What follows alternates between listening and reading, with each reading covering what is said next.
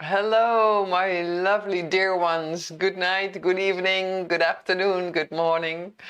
It's so good to see you. Oh, I don't see you, but in my mind's eye, I see you. It's so good to have you here and to do the MIR-Method all together. We're going to talk about quite a heavy subject, and it's called the mourning and the loss of a dear one, a beloved, which is something that really goes around the world at the moment. So we're losing people, and that's really, really hard. And yeah, when you lose somebody, it's so good to realize how normal it is to grieve and the stages you go through, because when you know about these phases or stages you go through, then you can actually help yourself and you can help people that are mourning. So I'm going to show you what I'm talking about, and then I'm going to give 2 or 3 advices that I learned from Elisabeth Kübler-Ross, who is an authority on the subject of mourning.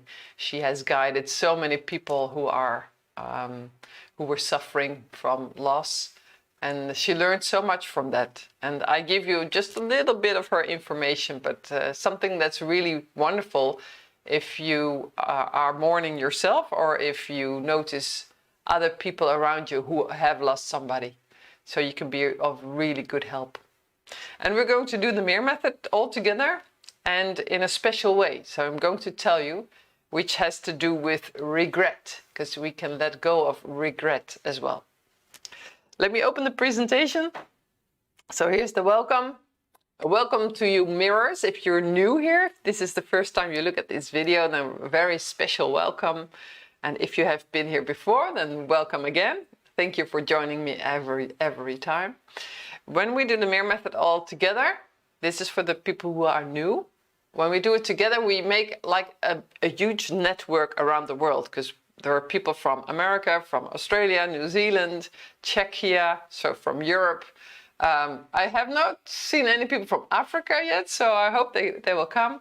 And South America, some people. So we are making this network all around the world. And then when we do the MIR-Method, this network actually gives out the energy to the whole world. So we are building something quite big. And I really like the fact that we could do this together.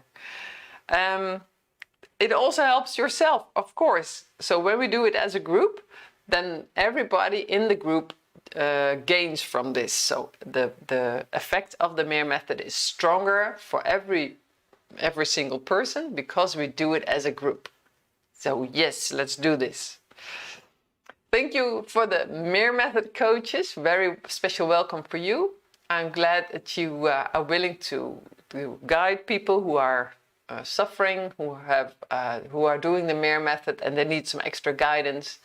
And thanks to your wonderful way of testing, MIR-Method coaches use muscle testing, and through a very special scheme method that I have taught them, the coaches can actually help you by focusing on what exactly is going on. And then with that piece of information, they can do with you the MIR-Method to help solve it inside your subconscious. So very special welcome to the MIR-Method coaches. I hope we will have more coaches internationally. So if you want to, you can do the course, the Deep Understanding course. Oh, it's not in my presentation, sorry. There is a course in English called the Deep Understanding of the MIR-Method and Additional Techniques of the MIR-Method. If you want to do that, look at the website and you can do those. If you do those, you can join us being a MIR-Method coach. So just think about it, because we're going to need lots of people who can guide other people, because there are some big changes coming in the world. If you are new here, very special welcome. Do you know there is a newsletter on the English website? You can subscribe to that. And if you do that, you can also subscribe for the 6 weeks guidance emails. That means you get a very short email in your mailbox every day. with a little bit of explanation about the MIR-Method, and that helps you to understand it, and it helps you to continue it for at least 4 weeks, because you need to really do it for at least 4 weeks. Yeah, so that's a helpful tool for you. All right, I already talked about this one. Look at the name that is on the screen now, Lynn McTaggart. She has written several books, like The Intention Experiment and the Field. I think it's called The Field. Her work is so important for us at the moment, because she proves scientifically that energy work is real and it works, it has effect. And she proves scientifically that when we join together as a group, that the effect of the healing is stronger. So that's why we need to unite, and that's why we need to work together.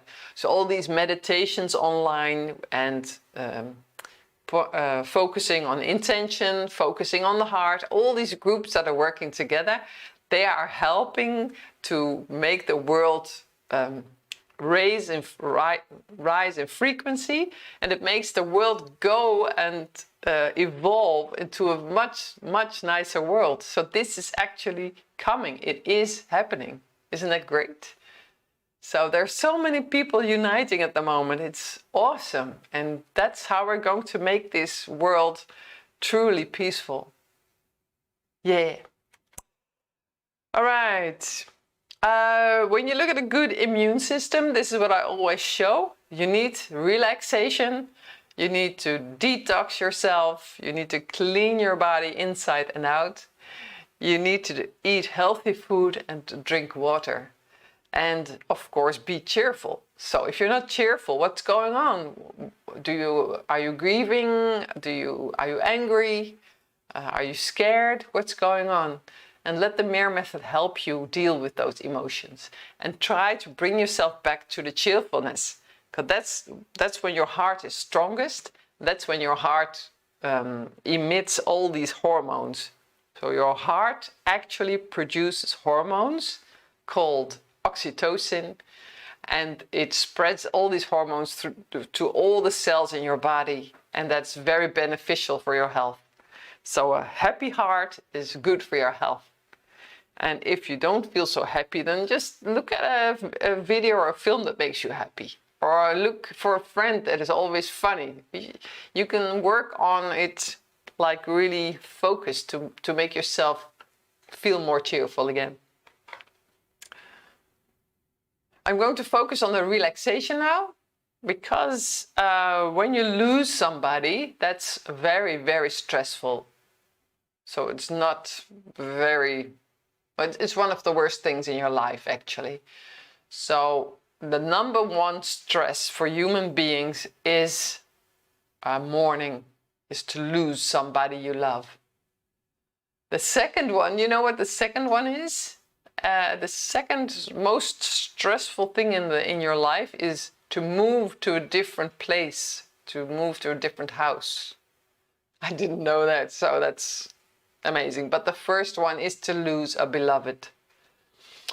Mourning and grieving can be for loss of a beloved, but also for other things, like the end of a relationship or a divorce. Of course, that's loss too, and it takes time to grieve and to mourn about it.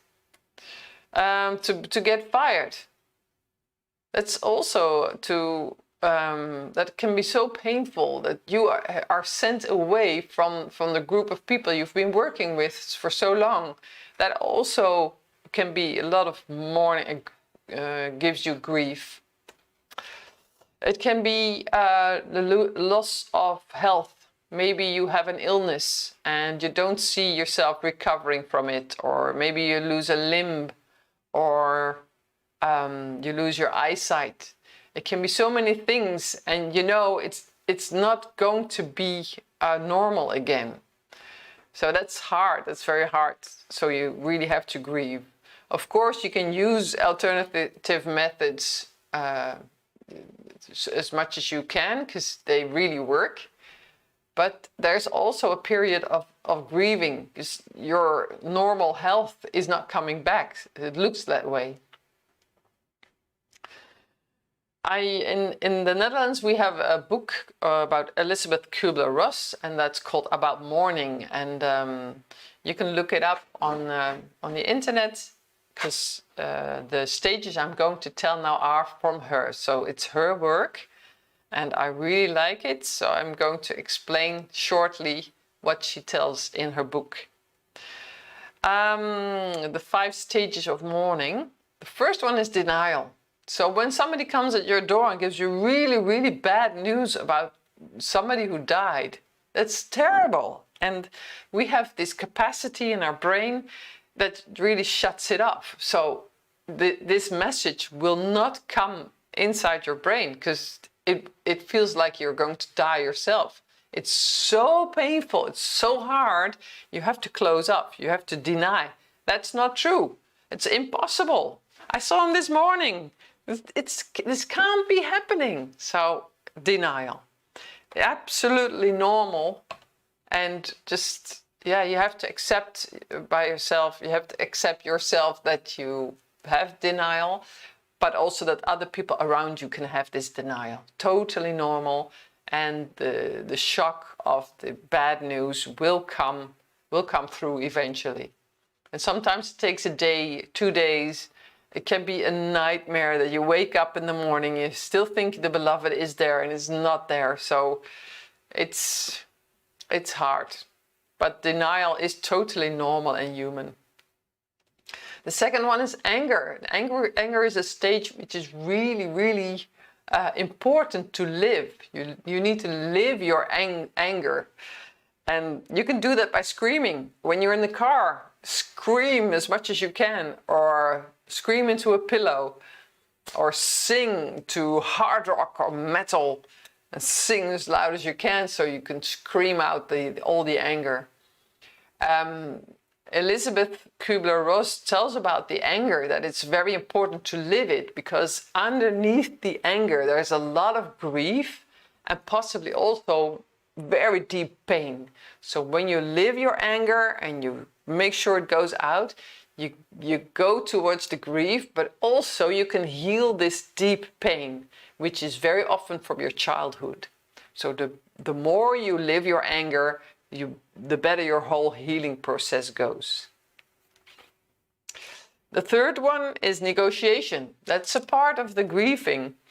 The 5 stages don't go like, how do you say it, chronically, but they can switch all the time. Negotiation is the stage where you go like, oh, don't take my child's life, take mine. I don't want this to happen. So can we please make this switch? Or if only I'll promise I'll do anything the rest of my life. Don't take my child, or don't take my husband. So it's like you want to somehow take a grip on death and make sure it's not going to happen by negotiating. And that can take a while. It can take weeks before it's over. But this is also a very normal stage of mourning.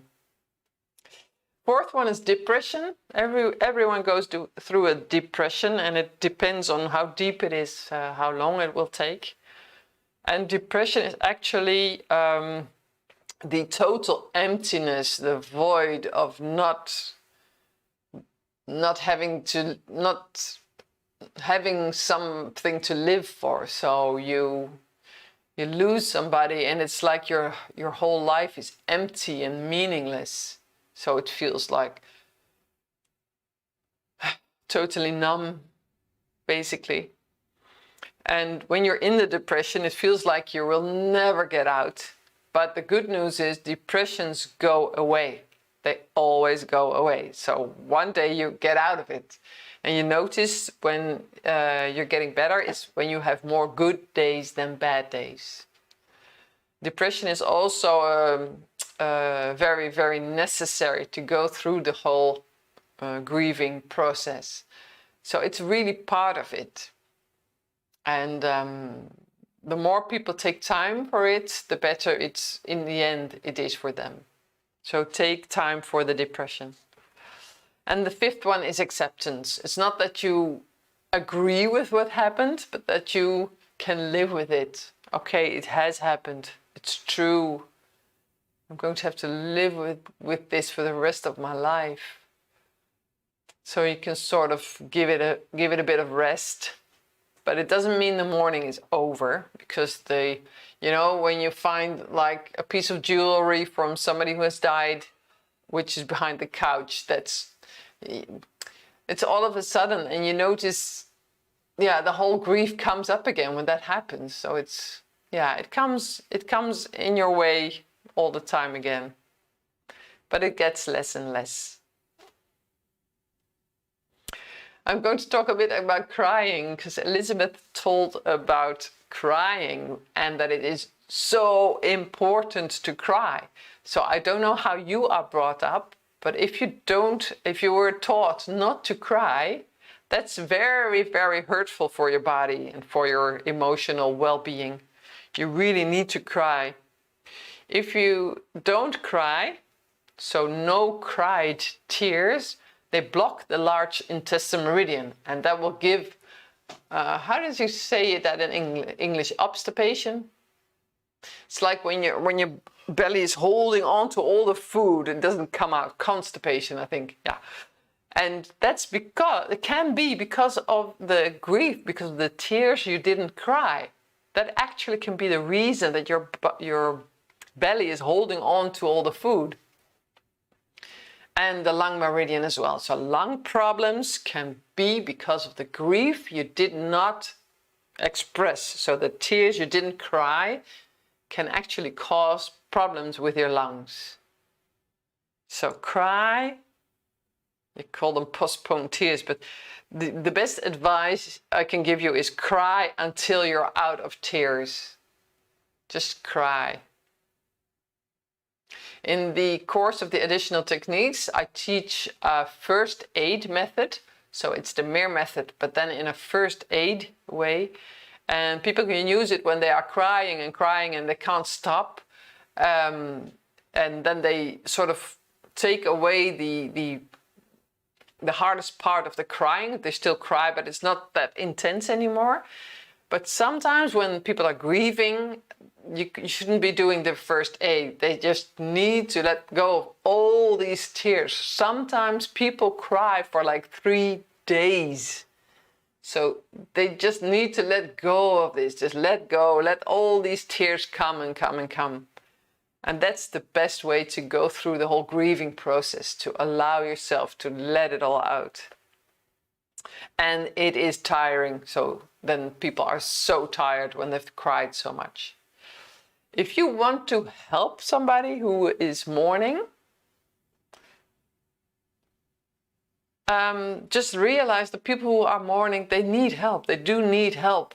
It would be great to have some groceries for them, or just to clean the windows, or anything. It's just that you don't know what kind of help they need. So what you can do is you ask the question, what can I do for you? What can I do for you? What would you like me to do?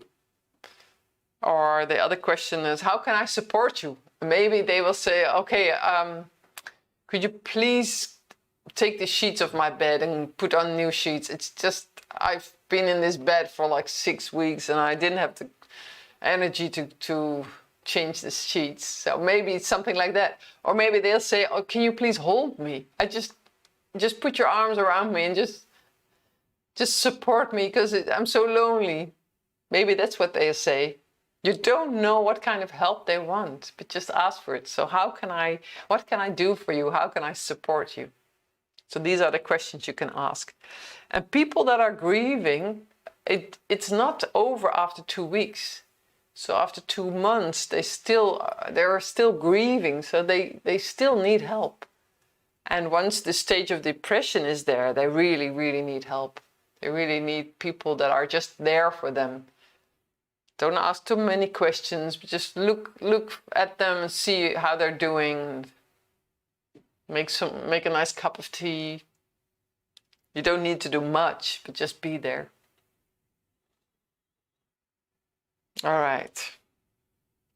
Oh yeah, and a very good advice, don't cheer up. Don't try to cheer up these people. Let them have their grief. So if they want to be angry at somebody they really love, but it's just a target.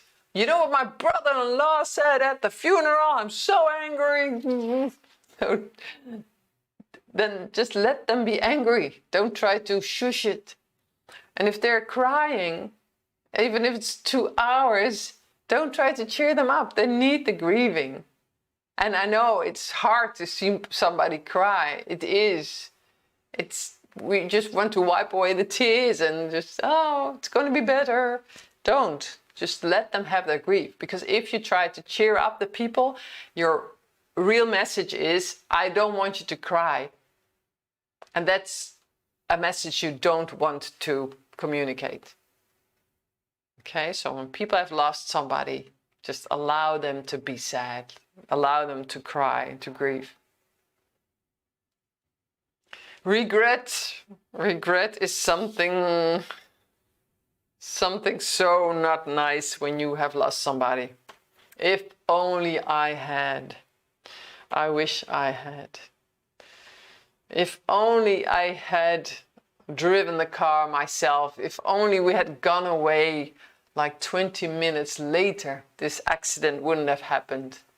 I wish I had gone to my mother a little bit more often, but now she's gone.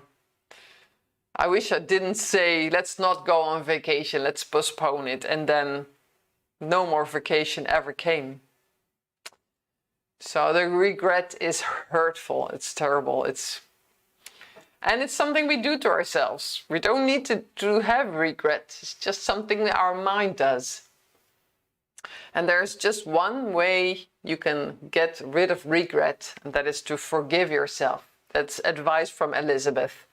She says the only way to get rid of regret is to forgive yourself. And we are going to do this now. We're going to use the MIR-Method, but we're going to do it in a special way. It's really easy. You put your hand on your heart. So I'm going to stand up a little bit. Here's my heart. So put your hand on your heart and then stroke with the other hand on your hand. And that's, when you do it that way, that's how you forgive yourself. So we're just going to do all 9 steps, but while stroking with your hand on your heart. That's all. And regret is a part of grief. So grief is actually, regret is one part of it. So when you are crying and grieving, and then the regret also goes. But we can do it more fast by forgiving yourself. And hey, there are probably more things you want to forgive about yourself. You want to forgive yourself for. So it's a good technique. I really like it myself. We're going to do it now with the whole group together. Think about worldwide, about the network. And we're doing it, I'm doing it now live, but there are many people watching later on. So they are, excuse me, in hindsight, they are contributing to this webinar. So all the people that are doing this later on, they are contributing to the network. That's how energy works. So this is growing anyway. Put your hands on your heart and start stroking. And we're going to start with step 1, optimize acidity. Optimize acidity. Optimize acidity. Detox all toxicity. Detox all toxicity. Detox all toxicity. Detach father. Detach father. Detach father. Detach mother. Detach mother. Detach mother. Clear meridians. Clear meridians. Clear meridians. Supplement all shortages. Supplement all shortages. Supplement all shortages. Balance hormone system. Balance hormone system. Balance hormone system. Fulfill basic needs. Fulfill basic needs. Fulfill basic needs. Optimize chakras and aura. Optimize chakras and aura. Optimize chakras and aura. Clarify mission. Clarify mission. Clarify mission.